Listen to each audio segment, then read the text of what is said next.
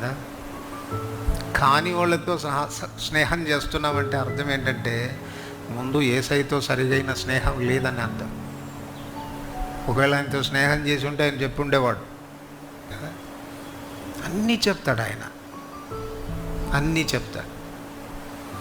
అందుకే ద్వితీయోపదేశకాండంలో రాశాడు 10వ అధ్యాయంలో ఏమని, ఇదిగో మేలు కీడు, ఆశీర్వాదము శాపం, మంచిది చెడు మీ ముందుంచి దీన్ని కోరుకోమని చెప్తాడు. కానీ బలవంత పెట్టాడు.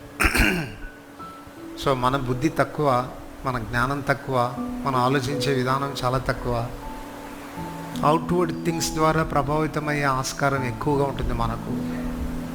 ఆంతర్యాన్ని, మనుషుల హృదయ ఆలోచనలను సైతం పరిశీలించగలిగిన దేవుడు మనకు ఆలోచనకర్తగా ఉండడం ఎంత గొప్ప సంగతి. అంతే.